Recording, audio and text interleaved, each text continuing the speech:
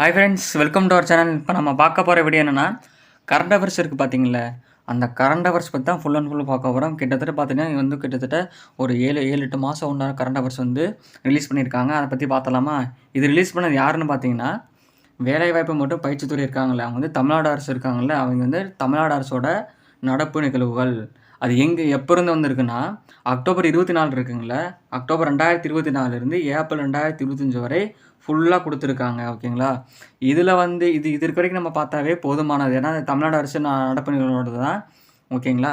இதை மட்டும் நம்ம தெளிவாக ஜெராக்ஸ் போட்டு இதை மட்டும் நீங்கள் தெளிவாக பார்த்தீங்கன்னாவே போதுமானது. ஓகேங்களா?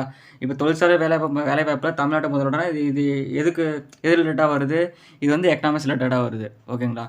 இப்போ நீங்கள் ஒவ்வொரு இது படிக்கும்போது இது வந்து எக்கனாமிக்ஸ் ரிலேட்டடாக பாலிட்டியாக கண்டுபிடிச்சிடலாம். இப்போ வந்து பார்த்தீங்கன்னா, சென்னை உயர்நீதிமன்ற புதிய தலைமை நீதிபதி யாருன்னு கேட்டிருக்காங்க. ஓகேங்களா?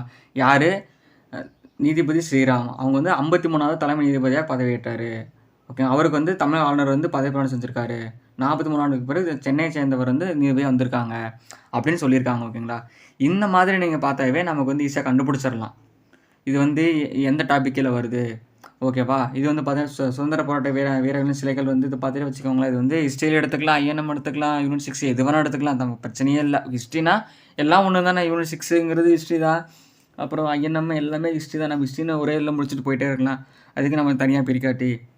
அப்போ முதலமைச்சர் கோவில் இருக்குங்களா, இது வந்து பார்த்துட்டிங்கன்னு வச்சுக்கோங்களேன், தமிழ்நாட்டின் வளர்ச்சி நிர்வாகம் இருக்குல்ல, அது ரிலேட்டடாக வரும். தமிழ்நாடு வந்து எந்தளவுக்கு எதில் வளர்ச்சி பெற்றிருக்குது அதை பற்றி இதில் வரும்.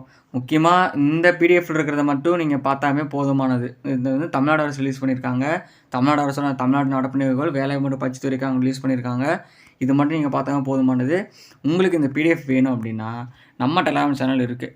இல்லை அப்படின்னா டிஸ்கிரிப்ஷன் இருக்குது பார்த்தீங்களா, அதில் கொடுத்துருக்கேன். வேணுங்கிறவங்க டவுன்லோட் பண்ணி ஜெராக்ஸ் போட்டு படித்தாலும் சரி, மொபைல்லே படித்தாலும் சரி, உங்கள் இஷ்டம். ஓகேங்களா?